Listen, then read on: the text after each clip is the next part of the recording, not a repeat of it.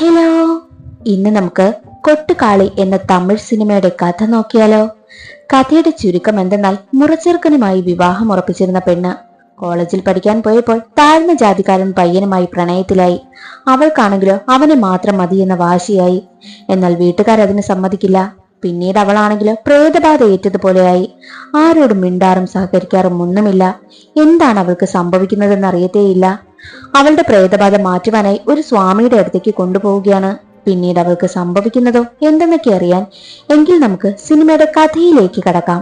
സിനിമയുടെ തുടക്കത്തിൽ നായികയായ മീനയുടെ അമ്മ രാവിലെ തന്നെ എഴുന്നേറ്റ് ദൈവത്തിനെ തൊഴുതതിനു ശേഷം ഭസ്മമെടുത്ത് മീനയ്ക്ക് തൊടിയിക്കും.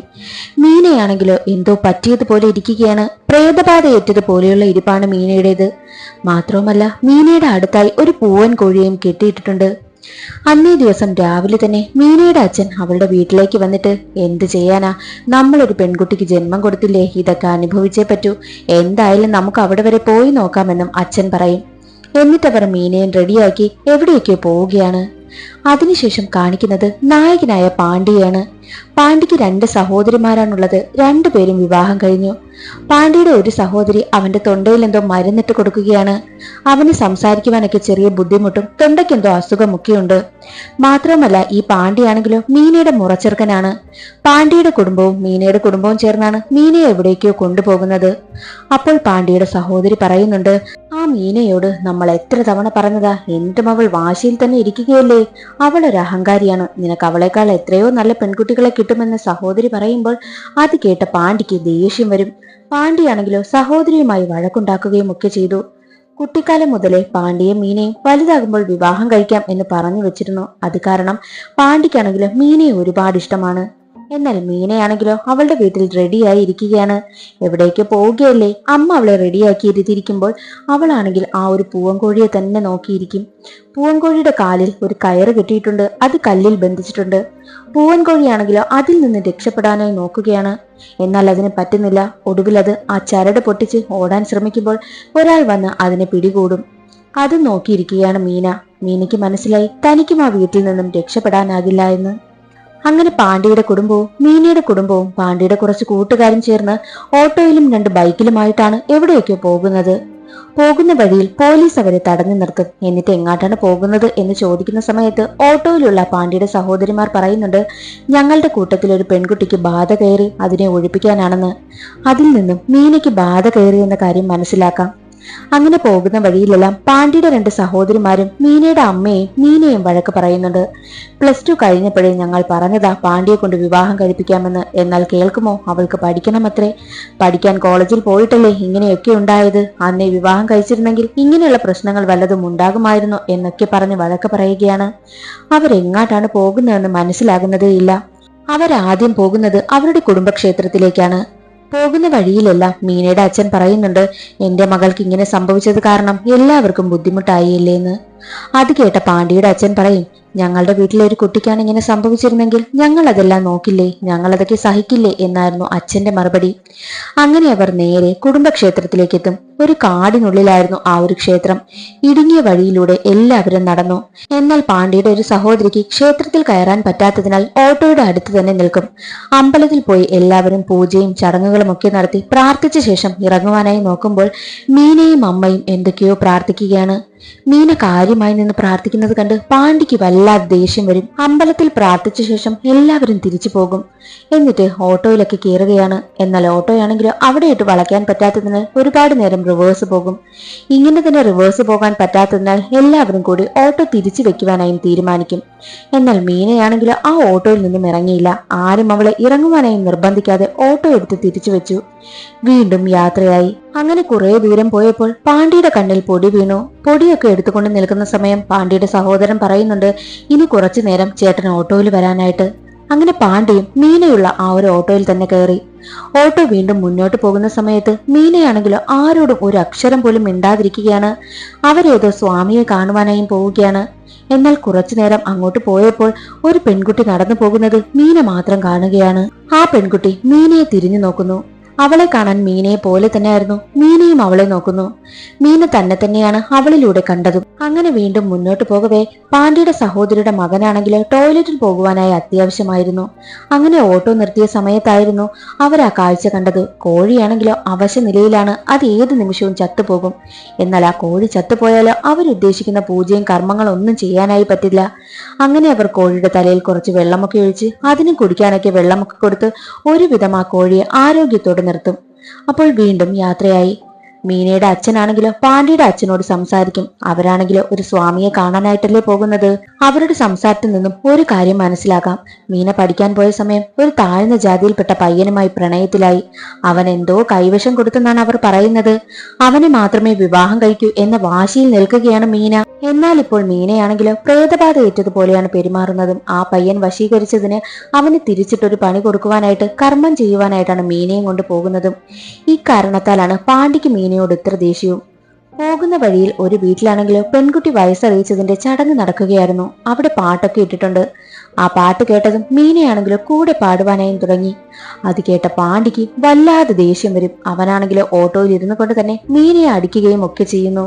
വണ്ടി നിർത്തിയതും ഓട്ടോയിൽ നിന്നും എല്ലാവരെയും പുറത്തിറക്കിയിട്ട് മീനയെ അവൻ ക്രൂരമായി ഉപദ്രവിക്കും. അവൾ അമ്മയും അവൻ ഒരുപാട് വഴക്ക് പറയുന്നുണ്ട്. എന്നിട്ട് അവൻ ചോദിക്കുന്നുണ്ട്, അവൾ പഠിക്കാൻ പോകണമെന്ന ആഗ്രഹം പറഞ്ഞപ്പോൾ ഞാനും അതിന് സമ്മതിച്ചു. എന്നാൽ നിങ്ങൾ അവളെ ശ്രദ്ധിക്കണമായിരുന്നു. നിങ്ങളെയൊക്കെ വിശ്വസിച്ചല്ലേ ഞാൻ പുറംനാട്ടിലേക്ക് ജോലിക്ക് പോയതും.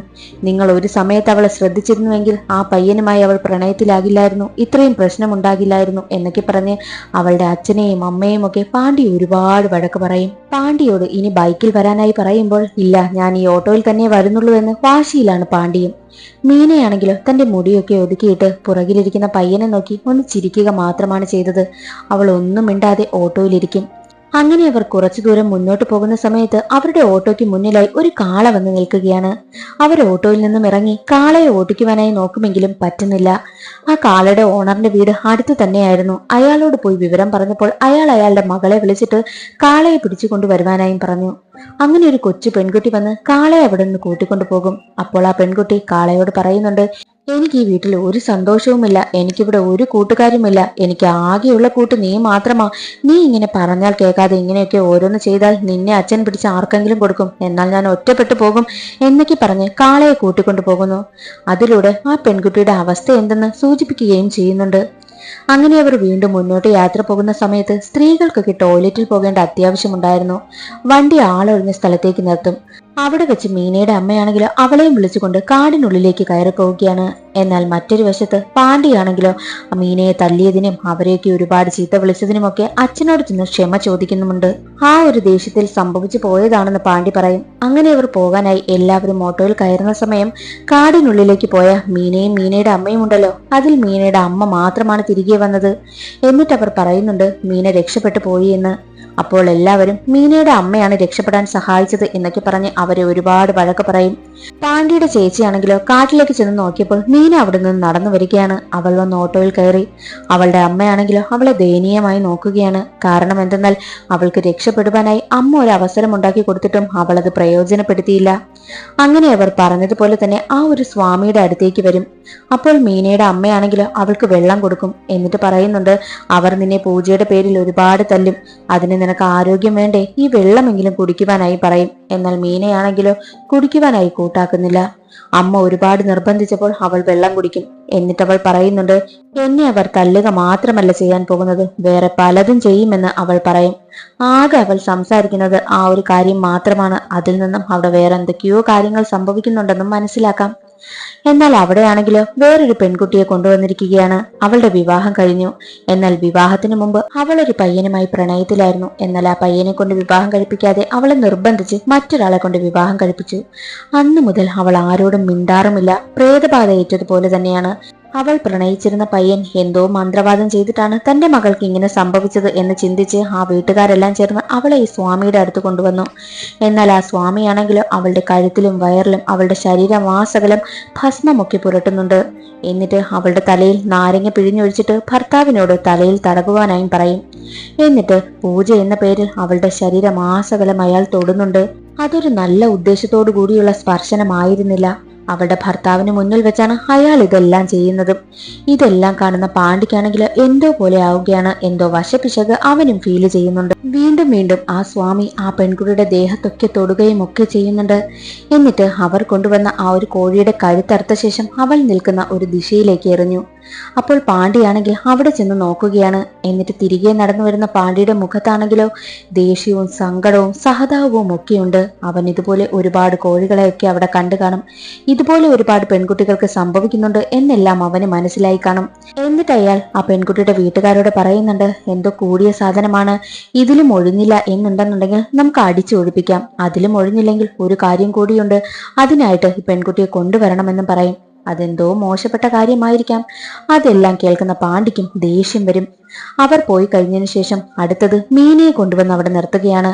എന്നിട്ട് ആ ഒരു സ്വാമിയാണെങ്കിലോ പാണ്ഡിയെയും അവിടെ വരുവാനായി വിളിക്കും. എന്നാൽ പാണ്ഡിയാണെങ്കിലോ അനങ്ങാതെ അവിടെ തന്നെ നിന്ന് അവരെ നോക്കി നിൽക്കുകയാണ്. അപ്പോൾ പാണ്ഡിയുടെ വീട്ടുകാരാണെങ്കിലോ എന്താ നോക്കി നിൽക്കുന്നത്, വരുവാനായും പറയും. എന്നാൽ പാണ്ഡിയാണെങ്കിൽ ചലിക്കാതെ അതുപോലെ തന്നെ നിന്ന് അവരെ തന്നെ നോക്കുന്നു. പാണ്ഡി ആ പൂജയിൽ സഹകരിച്ചാൽ മീനയോട് ആ ഒരു സ്വാമി മോശമായി പെരുമാറും. എന്നാൽ പാണ്ഡി സഹകരിച്ചില്ല എന്നുണ്ടെങ്കിൽ മീനയ്ക്ക് മോശമായ ഒരു കാര്യവും സംഭവിക്കത്തില്ല. ഒന്നും മിണ്ടാതെ അവരെ തന്നെ നോക്കി നിൽക്കുകയാണ് പാണ്ഡി. എന്താണ് പാണ്ഡിയുടെ തീരുമാനമെന്ന് കാണിക്കാതെ തന്നെ സിനിമ അവസാനിക്കുകയാണ്. ഇന്നത്തെ വീഡിയോ എല്ലാവർക്കും ഇഷ്ടമായെന്ന് കരുതുന്നു. ഇഷ്ടമായാൽ ഒന്ന് ലൈക്ക് ചെയ്യാനും നിങ്ങളുടെ അഭിപ്രായങ്ങൾ കമന്റ് ചെയ്യാനും ചാനൽ ഇഷ്ടമായാൽ സബ്സ്ക്രൈബ് ചെയ്യാനും മറക്കരുതേ. അടുത്തൊരു സിനിമയുടെ കഥയിൽ കാണാം. അതുവരെ എല്ലാവർക്കും ബൈ.